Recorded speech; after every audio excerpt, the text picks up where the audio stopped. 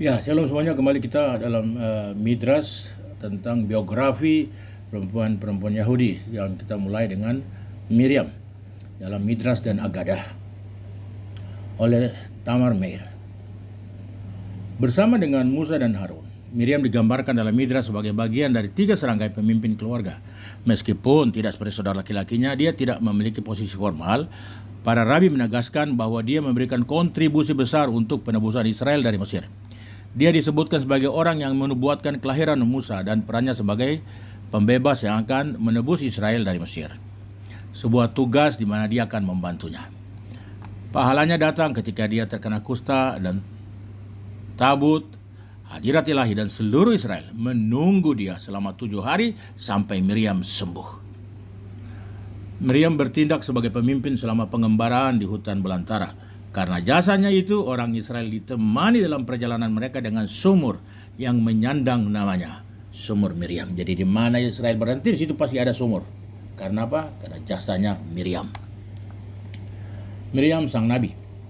Miriam pertama kali muncul di Torah tanpa nama sebagai saudara perempuan Musa yang berdiri di tepi sungai. Keluaran 2.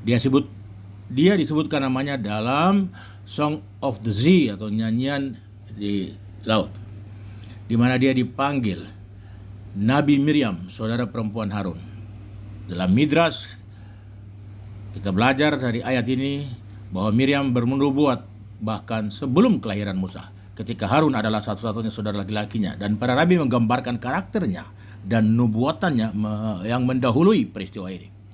Dalam Keluaran 2 menggambarkan kelahiran Musa. Ayat 1 dimulai dengan pernikahan Yochbed dan Amram, yang langsung diikuti dengan narasi kelahiran, penyembunyian, dan penyelamatan Musa. Kontinum ini sebenarnya meluas dalam jangka waktu yang cukup lama, karena Yochbed dan Amram sudah memiliki 2 anak, yaitu Harun dan Miriam. Ketika Musa lahir, sebagaimana diceritakan dalam ayat ke-6, Taurat rupanya memilih untuk fokus pada kelahiran pembebas Israel, dan karena itu mengabaikan kedua kakaknya. Para rabi menyelesaikan peristiwa yang tampaknya menyimpit ini dengan menjelaskan bahwa Yochbed dan Amram telah bercerai. Dan Keluaran 2 ayat 1 merinci pernikahan mereka kembali. Menurut Midras, ketika Amram mengambil kembali Yochbed, dia melakukannya atas nasihat putrinya, yaitu Miriam ini. Sota 12b. Para rabi menyatakan bahwa Amram adalah pemuka agama terpandang dan pemimpin terkemuka di generasinya. Ketika dia melihat bahwa Firaun telah memutuskan bahwa semua anak laki-laki akan dibuang ke sungai Nil, dia menyatakan, apakah kita bekerja dengan sia-sia? Kita melahirkan anak laki-laki yang pada akhirnya akan dibunuh. Maka dia menceraikan istrinya Yochbed.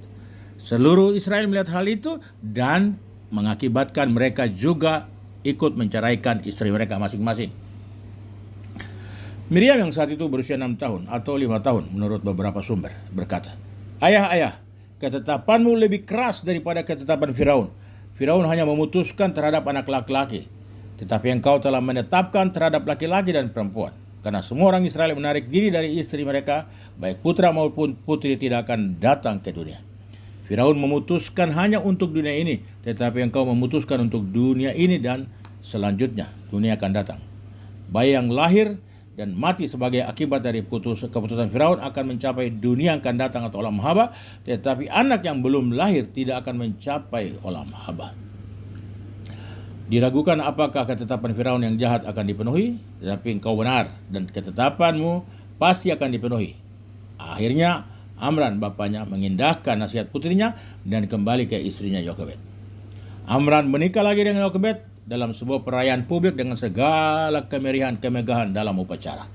Dia mendudukannya di tandu.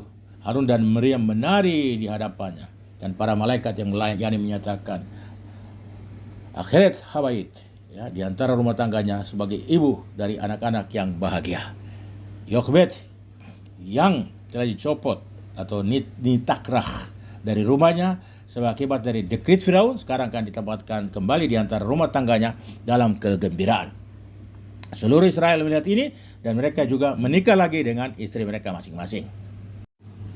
De Mechilta de Rabbi Simon Bar Yochai, Besikta Rabati 43. Para rabi menghubungkan posisi Miriam di tepi sungai dengan ramalannya. Miriam bernubuat bahwa ibunya akan melahirkan seorang anak laki-laki yang akan membebaskan Israel.